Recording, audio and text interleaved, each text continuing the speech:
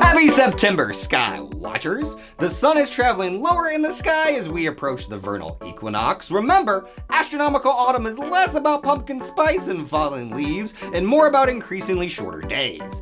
We are going to talk about weather in space today, but first, a quick review. Today, we are going to be talking about weather in space, not space weather. These are different things. Astronomers use the term space weather to describe the effect of the sun's behavior on different objects in space. As the sun does its thing, part of its atmosphere twists and contorts, and portions of our star's material is ejected out into space. Smaller emissions, known as solar wind, aren't a big deal, but when larger releases like solar flares or coronal mass ejections happen, it can have a resulting impact on Earth. Energy grids and communication systems have been disrupted, like during the Carrington event of 1859, when a geomagnetic storm destroyed telegraph lines. Fortunately, the Earth's magnetosphere diverts most of the energy from space weather to our poles, which results in auroras. One of the reasons aurorae have been more visible this year is that 2024 is a year of solar maximum, increased solar activity. May's G5 rated solar storm was one of the largest in the past 20 years. Tonight, shortly after the sun descends past the horizon, we can discover a waxing crescent moon at 43% within the bounds of Scorpius the Scorpion. 1 week from now, early in the morning of September the 17th, the moon will pass in front of gas giant Saturn, temporarily occulting it from view. Not to worry, later that evening karma catches up as the moon is temporarily partially dimmed by the Earth's shadow as we experience a partial lunar eclipse. Not as dramatic as a solar eclipse, partial lunar eclipses are best viewed in particularly dark skies with tools like binoculars or a small telescope making a big difference. That is also assuming clear skies. Cloud coverage and precipitation can play a major role in our ability to see the sky, but missing a night of stargazing is a minor inconvenience, say compared to caustic acid rain or magnetic tornadoes. Mercury, the closest planet to the sun, experiences magnetic tornadoes. Like the moon, Mercury is covered in craters due to its very thin atmosphere. So thin that the planet doesn't have clouds or wind. So how does it have tornadoes? Earth's magnetosphere filters most space weather towards Earth's poles. Mercury does have a magnetosphere, but it's about 100 times weaker than Earth's. Mercury is also much closer to the sun, at an average distance of 0.4 AU. When Mercury experiences solar storms, its magnetosphere can twist into a spiral that scientists call a magnetic tornado. These tornadoes can be as wide as the entire planet and are transient, lasting for only a brief period of time. However, they are frequent. The magnetic tornadoes may be the origin of Mercury's atmosphere, as they cause surface elements to stir and rise up before gravity pulls them back down. On the opposite end of the spectrum, Venus has a very dense atmosphere, 93 times as dense as ours. The planet is covered in clouds. Clouds that can reach speeds of 224 miles per hour, which allows them to circle the entire planet in just over 4 days. These clouds contain some water and ice droplets, but they are mainly composed of sulfur dioxide. When the clouds reach saturation, they release sulfuric acid rain. This is not the acid rain of your 80s and early 90s childhood. This acid rain reaches concentrations of 70 to 99%, giving it a pH of -1.2. That would melt your umbrella and you. The atmosphere of Mars is thinner and composed differently than that of Earth's. However, the two planets experience similar weather patterns. In the winter, the carbon dioxide at the poles of Mars freezes in the atmosphere, and in the spring, it thaws and sublimates, creating seasonal pressure differences. Like Earth, Mars experiences marsquakes. In April 2019, the InSight lander detected surface vibrations using its onboard seismometer. The spacecraft used its microphone to record the sound of a marsquake.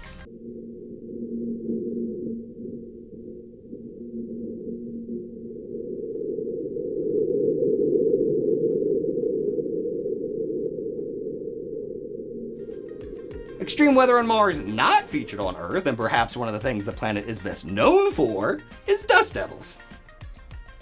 The surface of Mars is completely covered in iron oxide dust, giving it the nickname the Rust Planet.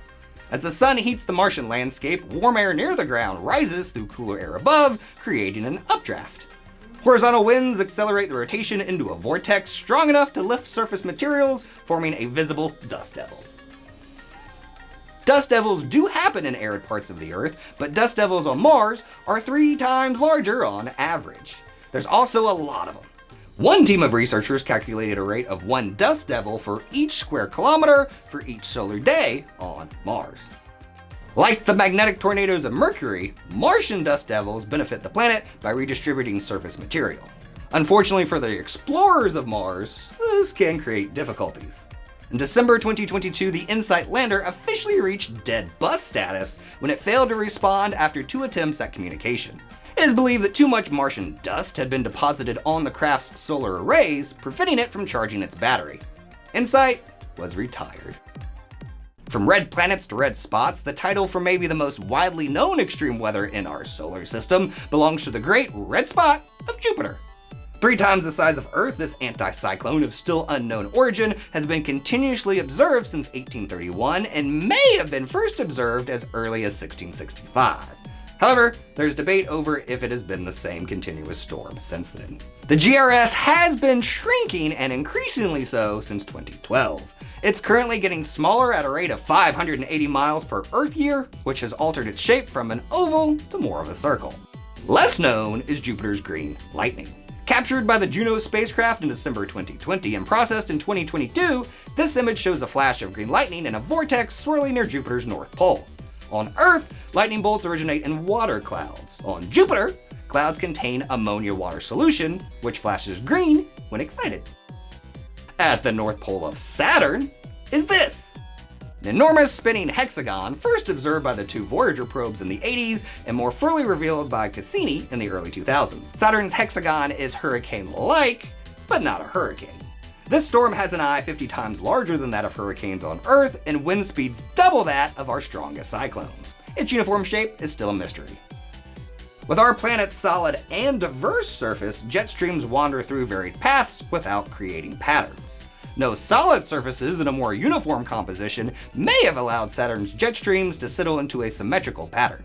Color-filtered images from Cassini revealed in 2012 that the counterclockwise moving hexagon also contains other smaller clockwise moving vortices, the largest of which, located at the bottom of the image, is twice the size of the largest hurricane ever on Earth.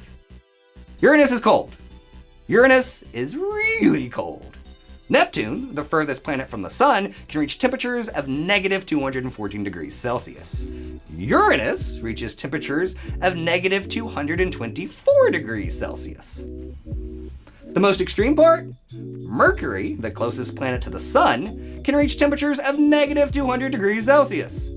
In Mercury's case, it all has to do with atmosphere. Its puny atmosphere results in temperature swings from negative 200 on the night side to positive 400 on the day side, making it neither the coldest nor the hottest planet, but the planet with the greatest temperature diversity. Uranus is so cold because it got bumped.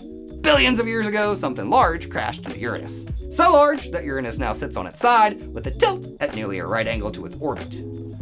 This impact also knocked free some of Uranus's planetary heat. When planets form, their cores are the result of material colliding together, which generates both heat and pressure fusing the material.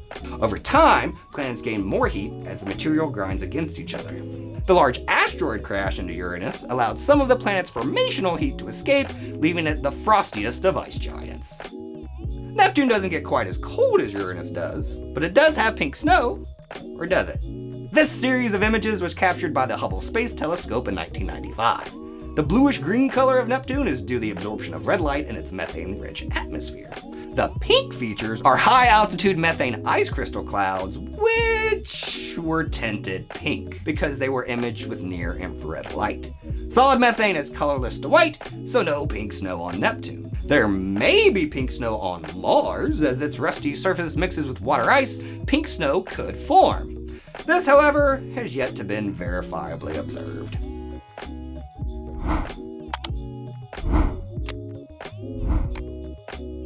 We hope you verifiably observe next month's Void, streaming the second Tuesday of next month, Tuesday, October 8th. Until then, thanks for watching and keep discovering.